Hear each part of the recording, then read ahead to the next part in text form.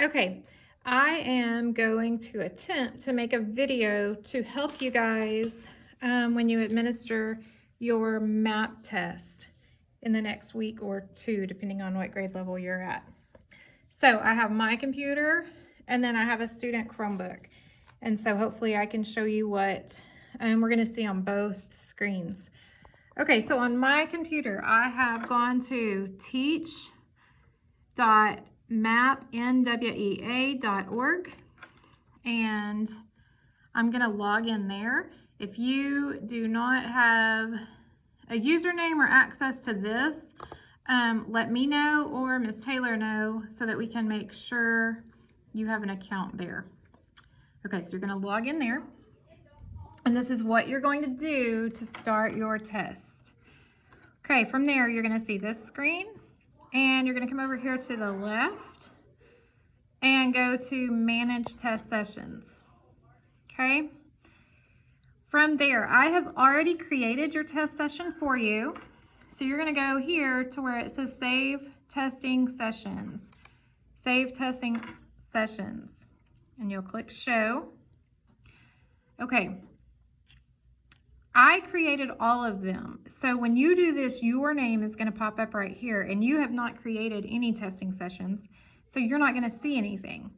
So what I need you to do is you're going to delete your name and then just click all proctors, or you can type in my name, either way. But if you clicked all proctors, then all the ones that I've created are going to come up. So I think I have given them a name so that you'll know what you need to do. For example, Mr. Frazier's first period algebra class is Frazier first period.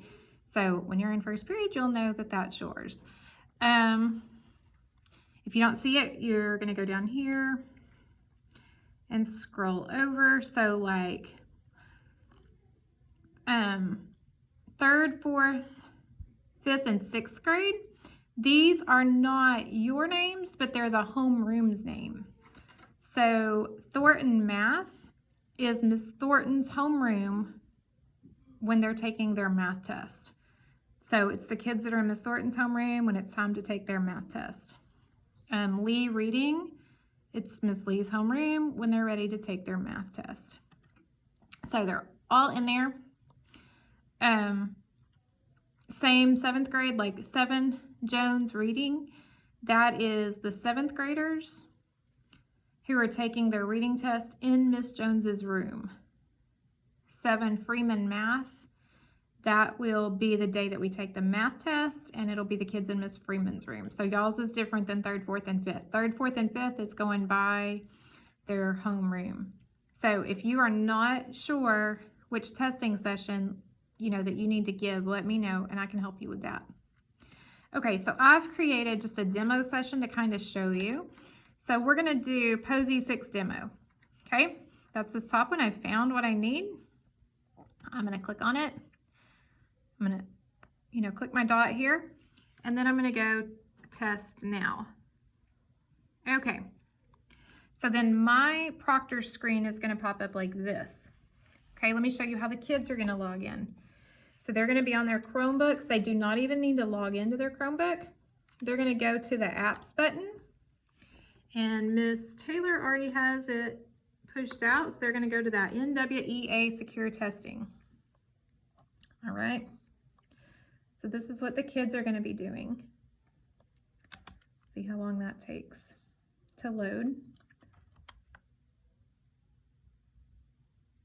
Okay, so you'll see when the kids log in, they're going to need to type in a session name and a session password. So you're going to be giving them the session name and the session password. That's on your screen.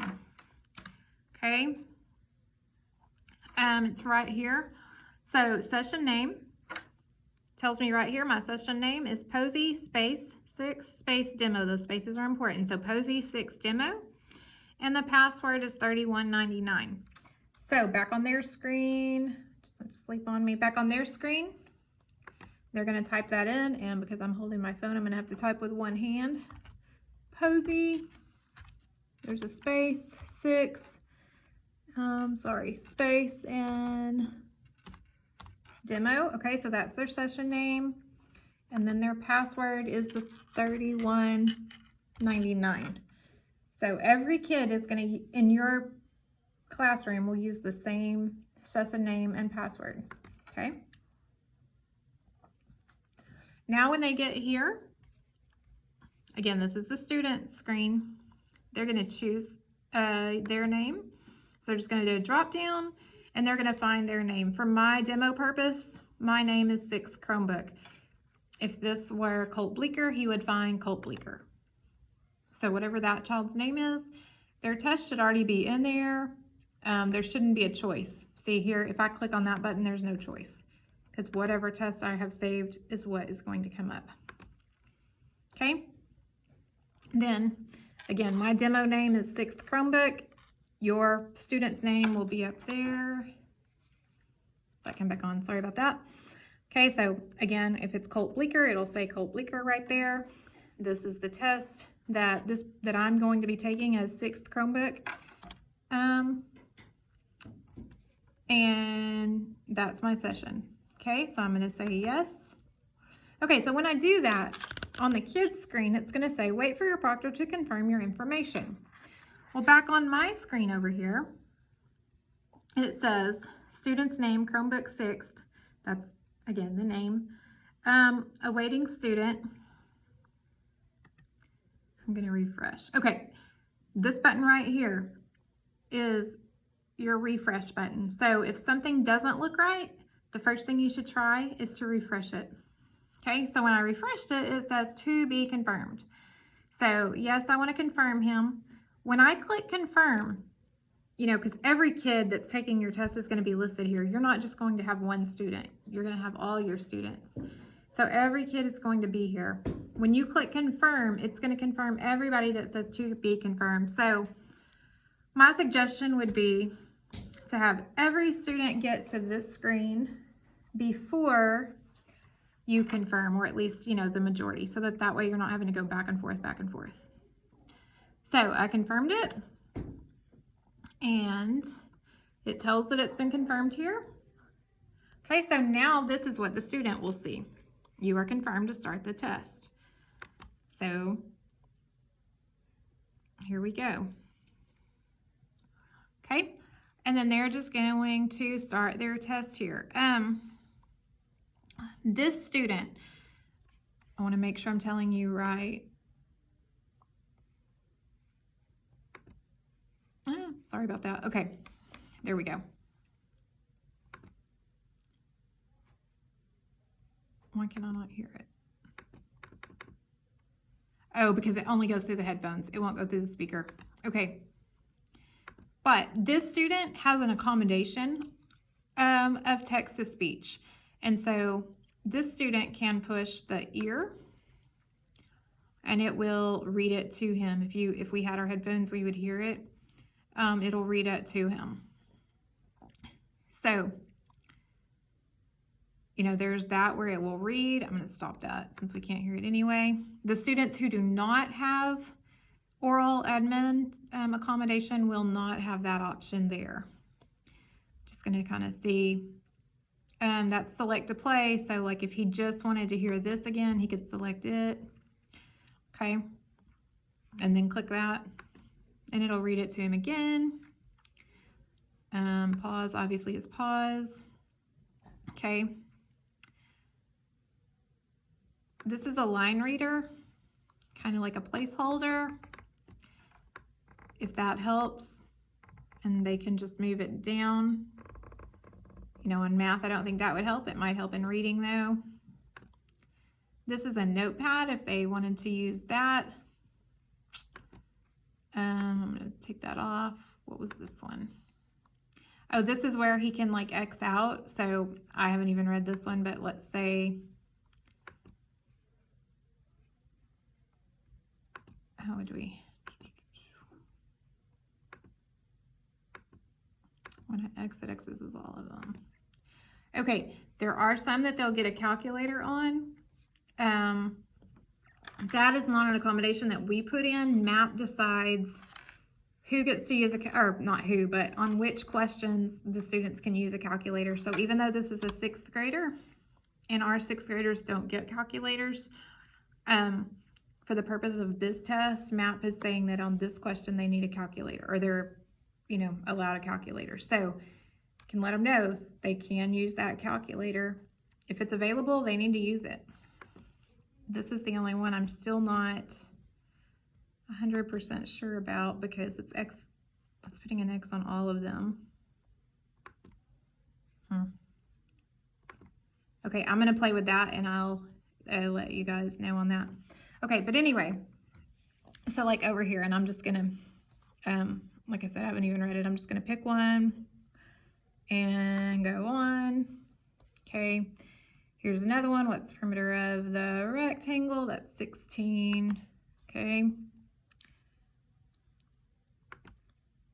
Okay, and so on. Okay, so over here on my screen, me as the teacher, if I click refresh every once in a while, like I said, click refresh, it'll tell me that the student is on question 2, so I can monitor, you know, how far along my kids have gotten.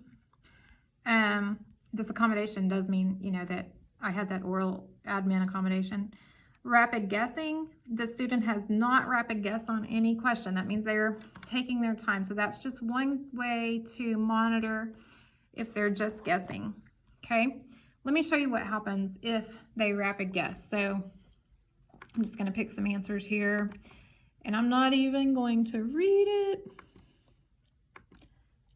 I mean, I can rapid guess on that one because it took a second. I don't know how fast they have to go, but if I just put in some answers as quick as I can without doing any work, I'm just clicking answers. Okay. Okay, that screen's going to come up. No need to rush. Okay. And so this computer keeps going off on me, but they are going to be told that they don't need to rush, and they're going to have to raise their hand for me to resume their test. So the teacher will have to come over and resume. Also on the teacher's page, again, I'm going to have to hit refresh. You're going to need to hit that. Oops, excuse me. You're going to need to hit that every once in a while.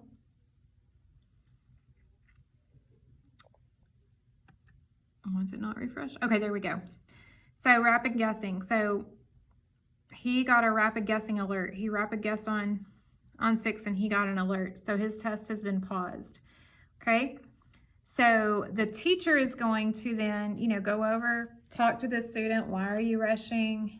I really need you to do your best. You know your kids, and the ways that you can engage them and the things that you can say to help them understand that it's important that they do their best and that they work out the problems. They are not going to know the answer to every problem, but we still need them to, you know, give every problem their best effort.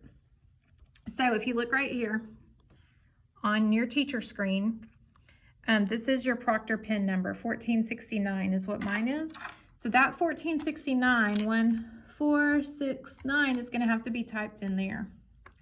And then I can click resume, and this student can continue. So the student will not be able to continue until I put that pin number in. So that ensures I have a chance to talk with him, explain to him, you know, that it's important to try his best. Okay, so I've done that. The student will continue. Okay, so let's say that it is, or the student needs to take a break for whatever reason. They need to go to the restroom, they, you know, get sick, they get called to the office, whatever the case may be. Okay, you're going to click on their name right here, click their name, go to select action. Now this has almost anything you would need. Okay, I can pause their test, I could resume their test if it had been paused, I can suspend it, I can terminate it. If you terminate it, everything that they have done will be lost. If you suspend it or pause it, nothing will be lost. It will hold their place. So a pause is if they're going to take a 15-minute or less break. So if their break is, you know, they're just going to the restroom, they're not going to be gone for 15 minutes, I'm just going to pause it. And that'll pause their screen. Okay? And it'll even put over here, your test was or is paused. Okay? If they are paused longer than 15 minutes, it will automatically suspend it, which is fine. You will not lose anything. The only way we're going to lose information is if we click terminate. And so we don't want to do that. But, okay, so this student has gone to the restroom. They've come back. I'm going to select their name once again over here. Select action and resume. Okay. So they then can just resume. And everything that they have done, you know, they were on question 10 when they left, and they're still on question 10. Everything is all good. Okay. Let's say that it is the end of the session, of the testing session, your class, it's time to go, and we don't have time to finish. And so we need to suspend their test so that they could finish tomorrow or another day. You're going to do the same thing. You're going to select their name here, and then this select action and suspend. Okay, are you sure you want to suspend them? Yes, nothing will be lost. That will be just fine. We see here that they've answered 9 questions, which we saw that they were on question 10, so that matches up. Right here it says your test has stopped. You can continue at a later date. If you need help, raise your hand. So that's what they'll do there. Okay. Let's see. When my time is up, so I've either all my students are finished, or you know, it's the end of the day or the end of the period and they can no longer work on the test that day. So I've suspended the ones who need to be suspended. I can go up here to end session. You are ending test session POSI 6 demo. All tests for students actively testing will be suspended. So at that, even if I forgot to suspend someone, if I click on that end session, it's going to suspend it for them. So it's just kind of a double way. Okay, so I will just save and exit. Don't delete the session. That's something that I will do, not the teacher. I don't need the teachers to delete sessions. Although if you accidentally delete session, we still will not lose where a student is. It will still be saved. You know, if they were on number 9, when I go back in myself, Ms. Posey goes back in and adds, it will be, they'll still be on number 6. So if you do it, it's okay, but it will help me out if you won't delete the session. So you're just going to save and exit. Okay. And then the next day, you know, so let's say it's tomorrow now and they're going to go back. You're just going to find that session. It was POSI 6 demo, test now. Okay. We only had that one student. When he logs in on his computer, the same way that, you know, you logged in yesterday, we'll just go through that exact same process and he'll be on number 10 again. So that's how that works. Okay. The only other thing that I can think that you're going to need to know right away is when your students are done, they can't just I might be wrong. From what I was told, oh, they can just X out. So they can just X out. So that's all there is to that. They'll just click on the X. Okay. So I don't know of anything else that you need to know to get started. Again, for your students to get on, it's in this apps right down here. They don't even need to log into their Chromebook. There's no need to log in. They're just going to go to apps and then the NWEA app. Okay. For you, it is manage test sessions. Go to your save test sessions and then find the one you're looking for. The main thing is though, it has to be either my name or all proctors because I'm the only one that has created any test sessions. So when you first log in here, you're not going to see anything because your name is going to come up right here and you have not created anything.